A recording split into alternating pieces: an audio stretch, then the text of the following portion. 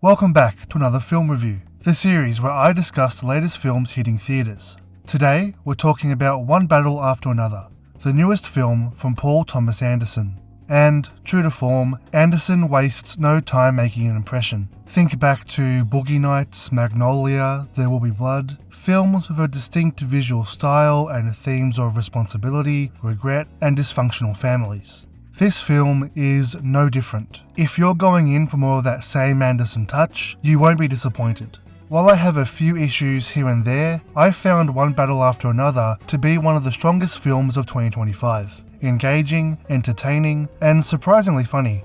Honestly, my biggest concern going in was that the marketing just spoiled too much.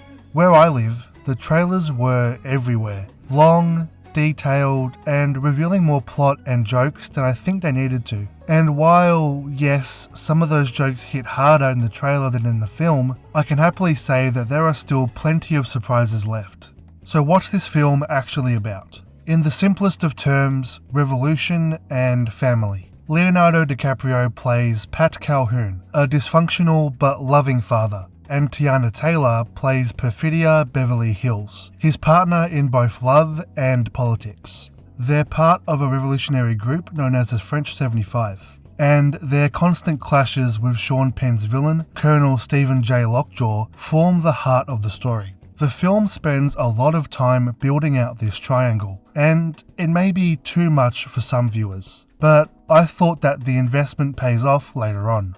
16 years later, Pat and Perfidia's daughter, Willa, is kidnapped by Lockjaw, and the film pivots into a rescue mission. Along the way, we meet a wide range of essential characters, all quirky enough to leave an impression. Now, the first word that comes to mind when describing this film is blunt. There is no subtlety here, not in the themes, not in the dialogue, and definitely not in the villains. But unlike films that stumble into being heavy-handed, this one leans into it, almost daring you to call it out. The French 75 wear their ideals loudly and proudly, and the film mirrors that energy. The villains, meanwhile, are cartoonishly racist extremists, those kinds of mustache-twirling villains. Some might find that too obvious, but for me it worked. It makes the satire sharper and, almost more importantly, makes the film more entertaining. That said, the revolution is more of a backdrop. Anderson isn't as interested in the idea of revolution as he is in the people inside of it, their flaws, contradictions, and the way personal conflicts bleed into political ones. The film is much more about the consequences of revolutionary action on individuals than it is about the ideology. And that narrowing focus keeps the film from feeling like a lecture, and instead gives us characters who feel messy, lived in, and human. Performance-wise, it's probably a cliche to say at this point, but yeah, DiCaprio was great. He does a great job at playing the dysfunctional dad role, a man who means well but always says the wrong thing. He's also surprisingly funny here too, delivering dry lines that undercut the drama without derailing it. And he also deserves credit for pulling off the near impossible, convincing the audience that he's attracted to a woman over the age of 25. I don't know how he did it, but he pulled it off. His character arc, constantly too late, always missing the mark, perpetually just out of reach of his goals, is tragic, but played with a wry humour that makes it fascinating. The only caveat for me is that sometimes you see DiCaprio rather than Pat Calhoun, which, is just a hazard of being one of the most recognisable actors alive. The supporting cast is equally strong. Teyana Taylor is electric and deserves more roles like this. Regina Hall is a revelation in a more serious part. I have to admit that I've only seen her in the Scary Movie films, where she delivers one of my favourite lines of all time.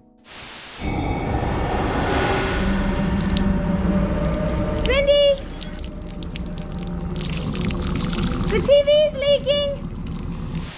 So it was great to see her bring a quiet, grounded tragedy that made me wish that Anderson gave her more screen time. Benicio del Toro shows up briefly but makes a big impact, playing off DiCaprio's manic energy with this calm, measured presence, which made for a fun dynamic.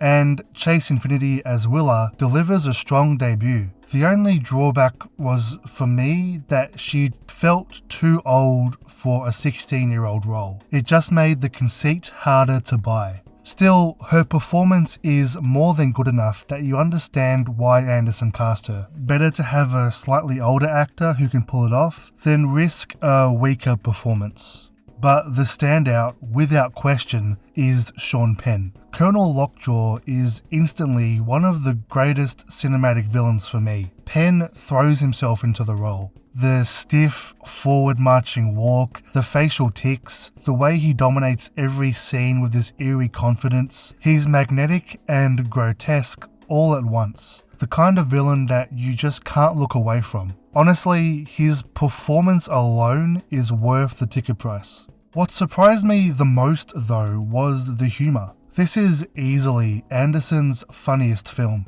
The jokes are bone-dry, absurd, ridiculous lines delivered with absolute seriousness. Not every gag hits, but the ones that do elevate the whole experience. It's a film about extremists and revolution, but the comedy keeps it from collapsing under its own weight.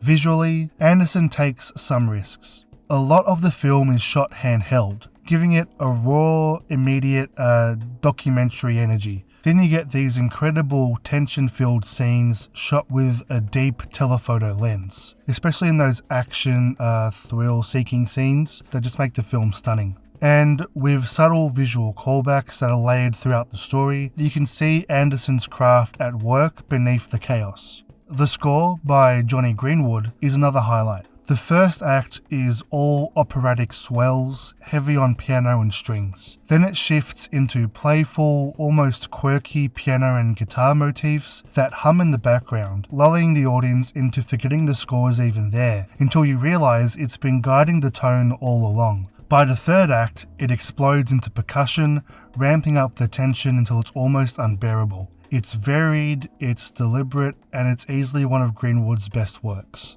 Now, not everything lands. As I said, some jokes miss. A few lines of dialogue also feel like they were written for a mainstream trailer rather than the actual film. The film is also long, nearly 3 hours, and while I never found it boring, I can definitely see others saying that it would overstay its welcome. And again, the bluntness won't work for everyone. This is not a film interested in subtlety, metaphors, or letting you draw your own conclusions. It's direct, loud, and sometimes a bit clunky, but the confidence in that approach is what makes the film work. Overall, One Battle After Another is fun, unapologetically blunt, and at times maybe a bit messy. The pacing can border on wobbling, the dialogue occasionally stumbles, and the runtime does push it. But the performances, score, and themes about revolution and consequence more than make up for it. It's one of the year's most engaging films, and one of Anderson's most entertaining. But that's my take. Now I want to hear yours. What did you think of One Battle After Another? Did the bluntness work for you, or did you find it too on the nose? Let me know down in the comments, and I'll see you all in the next one.